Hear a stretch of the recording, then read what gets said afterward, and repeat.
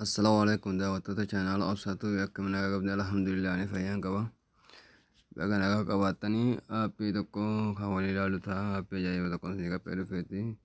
Yuutuubii keenya kana maamila ta'a isin ija kanneen maamila hin ta'ini kanneen maamila taatan amma wallee laayik sheer saabskiraayib godhan cinaa dhaabbadhaan isin ija. Egaa appilikeeshinii adda tokkoon qabee dhufe appilikeeshinii baay'ee ajaa'iba tokko. Innis kunoo kana fakkaata. Isinitti mul'ata yaada kana fakkaata. Faayidaan isaa maal ta'an silkiin keessan akka tasaa bishaan keessa yoo isin jala bu'u bishaan san keessa osoo mana mobaayilaa yookaan mana bilbilaa hin geessine ofuma keessanii osoo nama tokko ittiin gaafanne keessa massaguu kan dandeessanii jechuudha ofuma isinii massaa keessai kun akkatti gubbatti dhufu kilik goona kilik hogguu goone kun akkatti gubbatti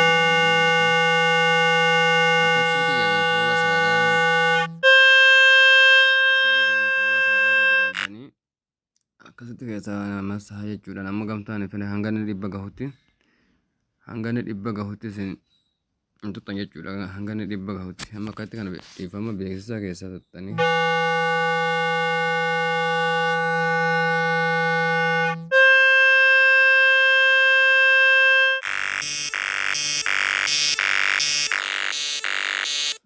hanga inni dhibba gahutti obsaan eeggattu yogguu inni dhibba gahe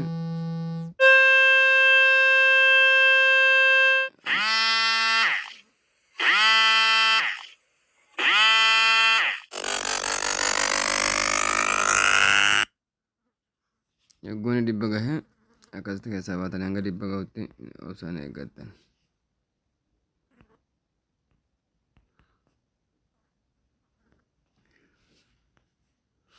Wanni kun baay'ee si fayyadatee itti fayyadamaadha. Inni keessaa buufannaa jettanu pilaay istoorii keeshentanii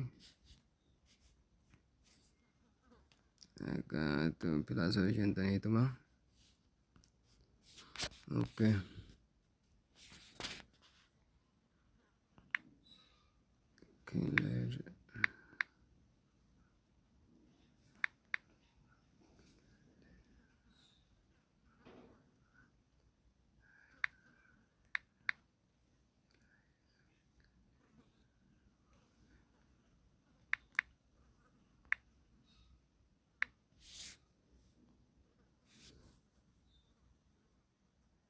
Kunaas keessa buufattanii inni isa kunoo kana jechuun inni kunoo isa kanadha.